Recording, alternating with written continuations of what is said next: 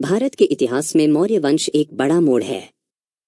नंद वंश के पतन के बाद चंद्रगुप्त मौर्य ने जिस साम्राज्य की नींव रखी वह पहला अखिल भारतीय साम्राज्य बना। इस वीडियो में हम मौर्य वंश की शुरुआत से जुड़े सबसे महत्वपूर्ण परीक्षा उपयोगी प्रश्न समझेंगे। मौर्य वंश का संस्थापक कौन था? ए. बिंदुसार, बी. अशोक, सी. चंद्रगुप्त मौर्य, डी. धनानंद। उत्तर सी. चंद्रगुप्त मौर्य। व्याख्या: चंद्रगुप्त मौर्य ने नंद वंश के अंतिम शासक धनानंद को पराजित किया। उसने मगध की सत्ता पर अधिकार कर नया वंश स्थापित किया। यह घटना प्राचीन भारत के राजनीतिक इतिहास में निर्णायक मानी जाती है। इसी कारण चंद्रगुप्त मौर्य को मौर्य वंश का संस्थापक कहा जाता है। मौर्य वंश की स्थापना लगभग किस वर्ष हुई? ए. 400 ईसा पूर्व, बी. 350 ईसा पूर्व, सी. 322 ईसा पूर्व, डी. 300 ईसा पूर्व। उत्तर सी. 322 ईसा पूर्व। व्याख्या: ऐतिहासिक स्रोत चंद्रगुप्त के सत्ताग्रहण को 322 ईसा पूर्व बताते हैं। इसी समय नंद वंश का अंत माना जाता है। यह वर्ष मौर्य शासन की शुरुआत का सूचक है। परीक्षाओं में यही तिथि मानक रूप से पूछी जाती है। चंद्रगुप्त मौर्य के गुरु और मार्गदर्शक कौन थे? ए. पतंजलि, बी. पाणिनि, सी. चाणक्य, डी. मेगस्थनीज। उत्तर सी. चाणक्य। व्याख्या: चाणक्य एक महान राजनीतिज्ञ और आचार्य थे। उन्होंने चंद्रगुप्त को शासन और रणनीति का प्रशिक्षण दिया। नंदों के विरुद्ध संगठित आंदोलन का नेतृत्व भी चाणक्य ने किया। उनकी भूमिका के बिना मौर्य उदय संभव नहीं माना जाता।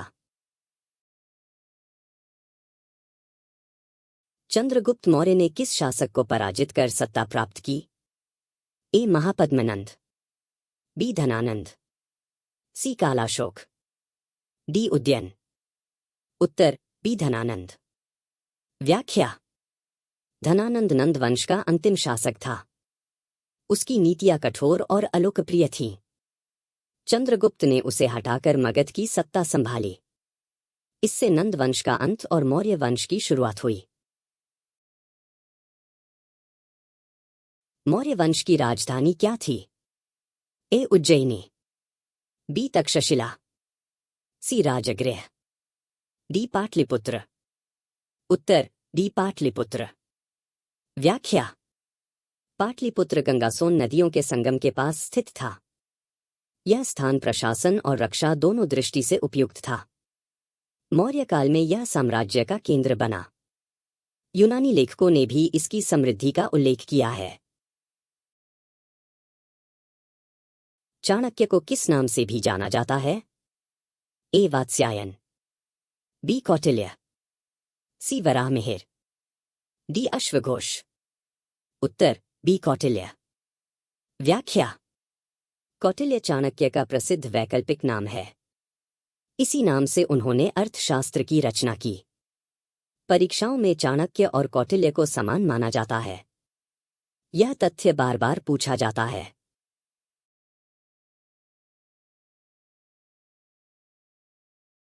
निम्न में से कौन सा ग्रंथ चाणक्य द्वारा रचित माना जाता है? ए. महाभारत, बी. अर्थशास्त्र, सी. मनुस्मृति, डी. रामायण। उत्तर बी. अर्थशास्त्र। व्याख्या: अर्थशास्त्र राज्य संचालन का व्यावहारिक ग्रंथ है। इसमें कर, दंड, प्रशासन और गुप्तचर व्यवस्था का वर्णन है। यह मौर्य शासन की नीति को समझने का प्रमुख स्रोत है। इसी कारण इसे चाणक्य की रचना माना जाता है। मौर्य वंश का उदय किस महाजनपद के क्षेत्र में हुआ?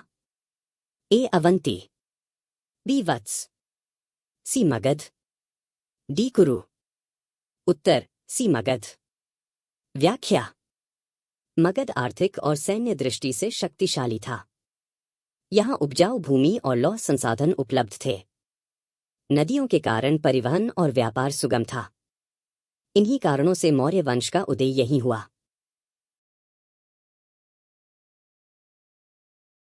चंद्रगुप्त मौर्य के शासनकाल में भारत आने वाला यूनानी राजदूत कौन था?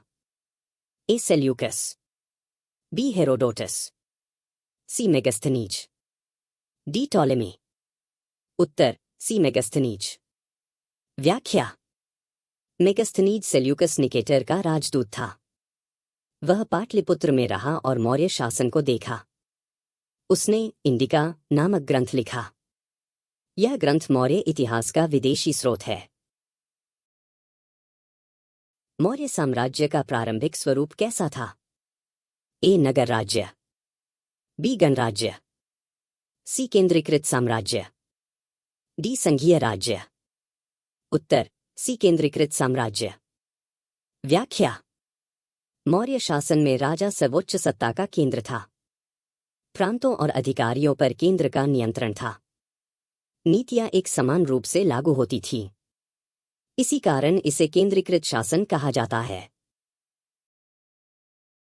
आज आपने मौर्य वंश की शुरुआत से जुड़े महत्वपूर्ण और बार बार पूछे जाने वाले प्रश्न देखे। अगले भाग में हम चंद्रगुप्त मौर्य के शासन, प्रशासन और उपलब्धियों पर आधारित नए और नॉन रिपीटेड प्रश्न लाएंगे। वीडियो उपयोगी लगा हो तो चैनल इतिहास और आज को सब्सक्राइब जरूर करें।